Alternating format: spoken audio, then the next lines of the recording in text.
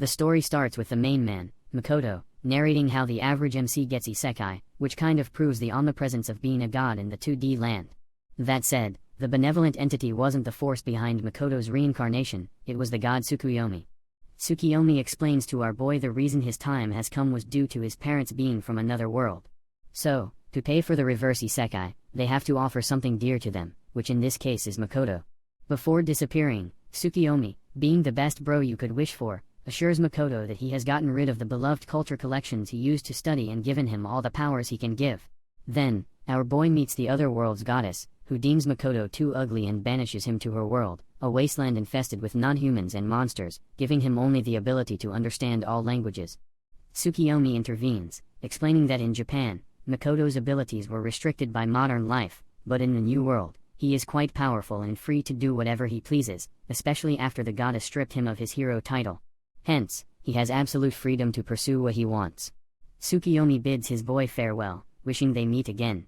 It's been 3 days since the goddess has thrown our boy into this wasteland, and he's getting hungry. Luckily, Makoto hears the calls of a young lady. When he goes to check, he finds that she is a young orc named Emma, and ironically, her attacker is a two-headed wolf monster that doesn't seem like a very calm and reasonable beast. So, our boy ends it with one kick right through the chest, surprising not only the pig girl but also the man himself. After practicing his dating sim skills, Emma explains she was supposed to be a sacrifice to the god Shen to dispel the famine around her village so crops can grow. Emma takes the young lad to her village, where Makoto begins to learn magic, and as expected, his skills are cracked. A little bit later, the main man decides to go and seek an audience with Shen to save his new girl, and to do so, he creates a sick flame bow to ring an old bell that he could hit with his simple rock from the ground. That said, his flashy call grabs the attention of Shen, a giant dragon who goes on the attack immediately and uses fog to create illusions. Makoto uses the fire spells he just learned and manages to inflict damage on Shen, shocking the dragon considering it's immune to fire. Then, our boy proceeds to clap some dragon scales. Shen then traps our boy in an illusion of happy memory, but after examining his other memories, becomes intrigued by his memories of Japan. Makoto breaks the illusion with violence in his mind, but when he sees Shen laying on its back like a puppy, offering to make a contract with him to become familiar, it switches moods and becomes embarrassed, agreeing to form a contract with Shen, who transforms into a busty samurai girl looking forward to what her new master will do in the future. But in the meantime, Makoto discovers Shen is obsessed with his memories of historical dramas and samurai. She teleports Makoto to the alternate dimension where she normally lives but finds it now resembles Japan's countryside. It seems their contract changed her old dark domain to this new peaceful green one, and due to it being massive, he gets the idea to build a city in it while also using it as a safe spot for him. The goddess, watching eyes later at night, the dynamic duo returns to the orc village where they throw a feast for a peaceful future. Shen offers for the orcs to live in her dimension, which is now ideal for farming, and although the main man is not too keen on the idea, before testing the safety and limits of the land, he has no choice but to accept. Later, Shen continues watching Makoto's memories while he practices his magic, which is kind of inconvenient for him. So, Shen decides to head out and look for a way to build a television so she can store his memories. While looking at his memories, Makoto decides to discover more about his parents, whom he was told were born in this world before moving to Japan. He then goes out to help some orcs cut a big tree as if it was a piece of butter. After healing one of the orcs' arms, Shen appears with an injured dwarf, explaining their dimension is being attacked by a spider called Black Disaster that is cursed with eternal hunger and consumes everything. However, what they left out of that arc of a story is that the more damage you inflict on the spider, the thirstier it gets, hungry for more. So, every time Makoto threw a flame attack, the kinky spider was enjoying it. Eventually, the spider managed to pierce through Makoto's defenses and body, but this is an isekai with an overpowered MC, so needless to say, he rose and started firing his spells like a machine gun and created a water bow that destroyed everything in its way. When Makoto collapses from overexertion, Shin descends to kick the thirsty spider off her master. The spider suddenly declares that the extreme violence has satisfied its masochistic hunger and she is determined to stay with Makoto forever.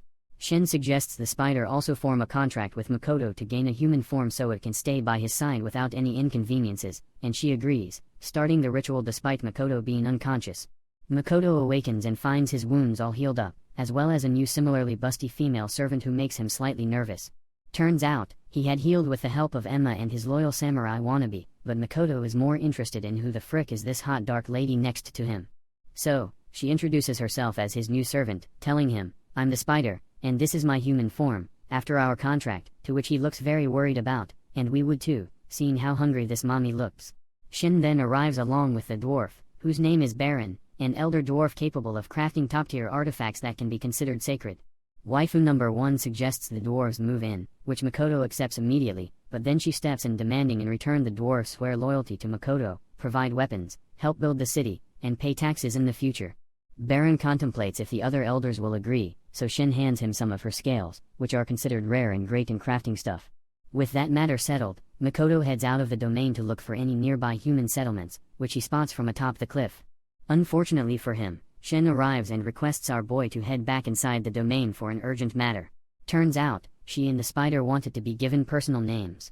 Thinking hard, Makoto renames Shin Tomoya after a famous historical lady samurai, making her very happy to the point she starts glowing.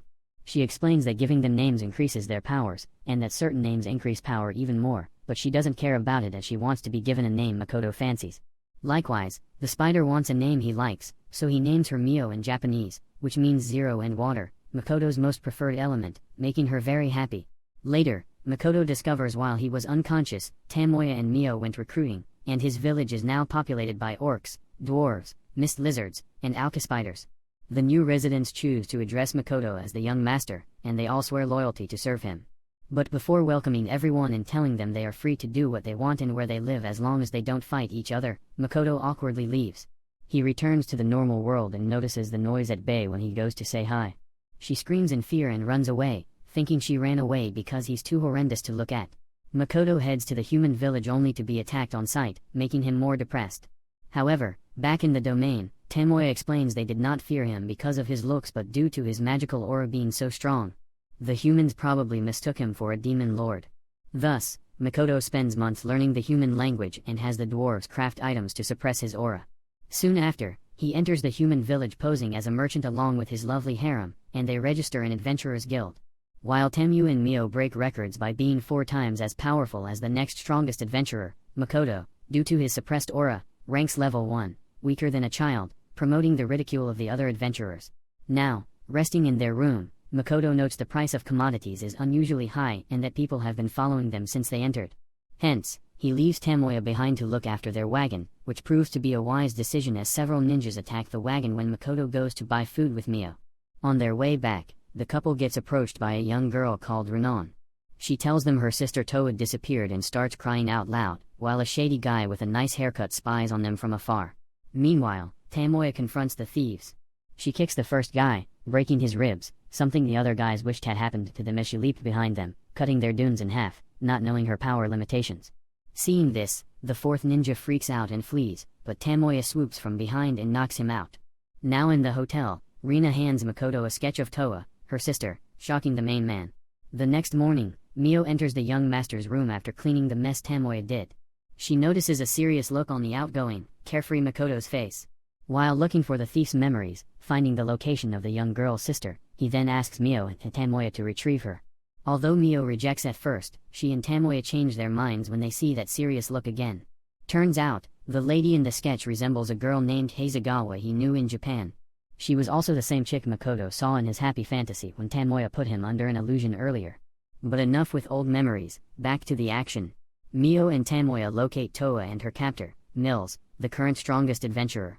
Meanwhile, Renan sneaks away and tells the thieves Makoto's wagon was full of expensive fruit, but he has already sold it. The thieves insist she steals Makoto's gold to pay Toa's debts. Makoto, having followed her earlier, notes the tower needs an improvement. On the other side, Mills, the thieves' secret leader, reveals a demon lord recently approached the city and had a bounty placed on its head. So, he wants Mio and Tomoya to help hunt it, not realizing the demon lord was Makoto. They continue to play along with the guy until he calls their young master ugly. Suddenly, the mood changes, and the girls walk up with the most murderous intent thrown fists, which surprisingly didn't end the douche on the spot. So, the ladies roll up their sleeves, ready to clap some cheeks to protect the honor of their young master and the little girl who decided not to steal from Makoto after he was so nice to her. And so, the girls easily defeat Mills and his thieves while destroying the building, setting every person locked there free. However, things get out of hand when the girls run into a disagreement, not seeing eye to eye on who did the most work. They destroyed a part of the city, competing to see who defeated the most enemies. Later, Renan reunites with Toa, who is identical to Hasegawa apart from her hair color. With the hottie being safe and sound, Makoto praises Mio and Tomoya for rescuing Toa, but then violently blasts them back to the wasteland to repent for foolishly destroying the entire human city. So, the next morning, the group ventures to a new town and guild where the party explains to the new guild master what happened there, calming the horror of destroyed monsters, something that was believable thanks to Tamoya altering everyone's memories, except the girls, of course. That said, they must re-register in Seiga, the next closest town. Makoto tricks Tamoya into training alone in the wilderness while he travels to Seiga with other adventurers. On the way, the group comes across some hornets, which Mio kills easily, prompting the other members to collect their valuable drops. After re-registering in Seiga, Makoto celebrates with adventurers Louisa, the elven archer, Hassel, the human alchemist, and Renina, the dwarf priest knight. While looking at the available missions, Makoto sees a special job that any adventurer can take, regardless of rank, which is to obtain some rare ruby eyes. Considering he already has them, the main man decides to sell them to the Rembrandt Trading Company. But first, a feast is due. During dinner, Loverboy gets warned by Toa that Rembrandt has a bad reputation, and everyone who accepted jobs from the group was struck by misfortune. But before that, Makoto returns to the village in the mist and checks on everyone. He finds that all the races are working hard, while some are constructing a castle for him. The dwarves were creating some new armor for him, which he passes due to him posing as a mere merchant. However, a nice piece of clothing catches his eye, and he immediately tries it on, impressed with the new drip and its ability to further suppress his aura. Makoto asks to have a custom-made one since his magic was too powerful and destroyed the outfit. Now back to the new human city, Makoto heads to fulfill his first quest by taking the ruby eyes to Rembrandt. The manager, Patrick Rembrandt, is dismissive upon learning the main man is ranked the lowest of the low. Well, that was until Makoto put his big balls on the table and threw the ruby eyes in the man's face, prompting him to apologize. Makoto asks why Rembrandt wants the eyes, so he happily reveals the eyes make a cure for his wife and daughters, cursed by a witch. Rembrandt then mentions that with these, he can finally take one step forward, revealing that one pair equals one healing potion. So, Makoto throws in two other pairs, making the rich man and his employees jump with joy. When Makoto gets ready to head out and go register in the Merchants Guild, Rem wishes him good luck in his exam. Yup, turns out there is an exam he needs to undertake to become a certified merchant at the Merchants Guild. A blonde lady further explains that the exam has 3 stages, stage 1 being a written exam, stage 2 being a practical skills exam where he has to obtain some items ranging from easy ones like empty potion bottles to hard ones like valuable wolf fangs, and lastly, he has to put in a deposit or pay an annual fee for a license. If he fails to pass, he cannot reapply until a year has passed. Thus, Makoto asks for a manual, which the chick tells him costs 2 gold. To be surprised, it's just basic middle school mathematics, but in this world, it's considered the ultimate exam, or so the lady believes, which explains her utter shot. But Makoto asks to have one on the spot. Needless to say, being a high school student in his previous life, the man finishes fast. Or so that's what she said when the instructor checks his answers. He gets shocked that the young man has answered them all right, so they move to the next stage. The second test is to gather 4 dangerous items within 3 days limit, which is kind of impossible, and the instructor knows it. But to his luck, the masked boy takes advantage of a rule saying he can substitute items of equal value and substitutes the left ruby eyes, passing the exam with ease. Meanwhile, Tamoya is back in the demiplane, enjoying a crab that she defeated. But her feast is cut short when summoned to help Mio sort the young master's memories. Soon after, Makoto gets back to the demiplane, where he plans to set up a hidden portal to trick traveling merchants into thinking the demiplane is a hidden city where they can trade the super rare items in it safely and then return home, creating a demand for demiplane products. He then gets a distressed message from Tamoya, so he rushes back and finds the girls are fighting over his memories and realizes Mio has become addicted to his memories of anime and children's cartoons. Later that night, Tamoya and Mio are confused when Makoto chooses to sleep alone rather than pick one of them to play hide and seek under the covers. But a virgin in life is going to stay a virgin after death. In other words, he passes the offers. The next day, Hazel meets with Makoto upon his request to help make the cure for Rem. An adventurer watches Makoto and decides to gather as many adventurers as he can to stop whatever Rembrandt is doing with Makoto. Hazel becomes stressed upon learning the job is for the influential Patrick Rembrandt, but with a little push from Makoto, he manages to keep his nerves under control till the first potion ends, at least as he drops the second 2 when the butler enters the room suddenly. Luckily, though, Makoto thinks fast and catches them. However, things are far from resolved as it turns out the witch's curse also included that when someone tries to cure them, the chicks will attack. Hence, why Rem is all bruised up. With no other option, Makoto volunteers to restrain Patrick's wife, but the rich man, not learning from his past mistake, still doubts the E-rank level 1 adventurer. Until the clumsy alchemist steps in and tells him he is hella strong. He was the person who killed the ruby eyes, and thus, here we are with Makoto pulling a classic armed bar like his sister had used to practice on him while Patrick successfully administers the cure to his Tasmanian devil of a wife, turning her back to normal. Using this method, they also cure Patrick's daughters. Makoto returns to Tomoya but they are attacked by a wizard adventurer, although the MC dodges. The girls tank the spell head-on, embarrassing the lad and his numerous allies. After easily, and we mean easily, Tomian defeats all enemies, just like beating a 4-year-old in a high-intensity basketball game. Lime, the main person behind the ambush, claims he only wanted a sleeping curse put on Lisa and her daughters as revenge for Patrick preventing adventurers who displeased him from finding further work. Many of whom later died on quests too dangerous for them to handle. He has no idea why the witch doctor cursed them into monsters. Thus, later, Lime apologizes to Patrick, who decides to let him live out of respect for Makoto. Lime retires from adventuring. Tomoyan, who had seen in Lime's memories that he sends his way, pages to the orphanage where he grew up, gives him a katana forged by the dwarves, and hires him to spy for her. Meanwhile, despite his gratitude to Makoto, Patrick considers what to do about Makoto starting a competing trading company, returning to the demiplane to enjoy some tasty food. Emma informs Makoto yet another problem has arisen. Turns out, the warriors in Makoto's village are depressed after training. Makoto learns it is his fault as, during training, he overwhelms them so completely they lose their self-confidence. At the end, the group arranges a competition between the strongest warriors from each race, and although they duke it out as hard as they can to the point the arena gets destroyed, the gang is not impressed. Tomoya scolds everyone and tells them they will be holding a weekly competition, inspiring the demi-humans to strengthen themselves and each other. Later, the trio re-register as adventurers and are immediately asked to train an adventurer to replace Lime. Lottie, the last hope adventurer, Makoto chooses Toa and asks him a way to train her. Though Tomoya is troubled as she knows Toa resembles the girl from Japan in Warriors. Makoto misses his former life. Thus, Tomoya puts Toa and her team through a brutal training regime and then tests their new abilities by ordering them to defeat a nest of 108 monsters, proving them the strongest adventuring team. So moving on, Makoto doesn't worry about them. Fast forward, Makoto decides to collect ambrosia flowers, a flowers eaten by the ruby ants that make their eyes valuable. He also decides to wreck shop space from Patrick, who realizes Makoto wants to rent. His buying would bring him to the attention of the Sega Kingdom, who would ask him to spy on Patrick, which Makoto does not want to do. Patrick agrees to arrange a shop space for Makoto in a neutral city not allied to any kingdom. The village throws a party to celebrate Makoto opening his trading company. During the party, we learned that the demiplane is expanding. Makoto offers from the OG Elder Dwarf to be the receptionist for his new shop. Meanwhile, Akina reveals they have located ambrosia flowers in the outside world but decided not to harvest any as they are protected by elves. Suddenly, Mio and Tomoya sense Makoto's presence disappearing from the world. They get shocked, but then his presence reappears, and they rush to his location, which is at the archery range Neo holds in Walter.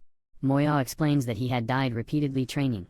Tomoe deduces when Makoto clears his mind to focus on the target, he unintentionally merges with the environment and dies for a split second, which feels to Tomoya and Mio like he's in his life. Incidentally, this has caused his mana to increase to goddess level. Therefore, if it continues, the goddess who banished him to the wasteland will see him as a rival and try to kill him. Soon after, Makoto returns to the human world and is approached by a beautiful lady that belongs to the streets. And just before the horny hits, the girls swoop in and drag him away. They declare they are tired of waiting for him to grow a pair and are ready to get it on by force. Makoto, reluctant to do anything since he sees them as family, panics and flees through a portal. Now back in his city, he gets approached by Emma, who notices mist on him as well as the spiderweb. Realizing things were frisky, she changes the subject and leaves him be, proving once again she's the best girl. The next day, the dwarves forge more powerful mono-suppressing equipment. And later, Mio apologizes for her and Tomoya's behavior to Makoto.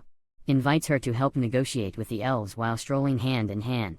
Other adventurers also appear to steal a flower, one of whom is the prostitute, causing not only the elves to attack immediately but also for Mio to have a mental breakdown after they cut her lovey-dovey time with the young master. Makoto teleports the adventurers to the demiplane and then makes peace with the elves Aqua and Eris. Well, of course, after showing them he is way stronger than them. The girls take Makoto to meet with Neo Gastori and other elders who seem chill enough. However, Neo Gastori's son, Don't Know, is angry. The barrier protecting the forest is weakening, add to that the fact he is suspicious of our boy after he was able to defeat 2 strong warriors and still claims he's just a merchant. That said, Makoto goes his way peacefully. To me, Aqua's and Eris master, Mondo, a powerful warrior who kind of gives me Jiraiya-sensei vibes for some reason. Makoto tells Mio to spy on the elder son as well as the girl's master, which has proven to be a good decision as turns out Mondo is possessed and Adono is working with demons. Later, during a feast celebration, Makoto movies the Tunin poster, standing alone. The sensei chokes the son, and all of a sudden, the spirit frees itself from Mondo's body and drains life from him, killing the rat for associating with demons. Makoto identifies the spirit as a lich that strives to collect knowledge. Lich uses a spell that drains stats, but the main man is not only immune to it but also can use it more powerfully, training the lich powers and capturing it. Later, Tomoya arrives, takes the skeleton to their realm, and reveals she was the dragon who created the barrier at the Elder Village after the request of their leader many years ago. Now back home, the group questions the lich, who explains he accidentally became a lich while trying to become a Granta human that can freely travel between alternate worlds like a god, catching the attention of Makoto. However, Tomoya reveals he has it the wrong way around. Liches aren't humans who could travel. They are normal humans who accidentally traveled and so earned the title of Grant. Realizing he has wasted his entire life on an impossible goal, the lich happily accepts Tomoya's suggestion of forming a contract with Makoto and teaching him about advanced magic.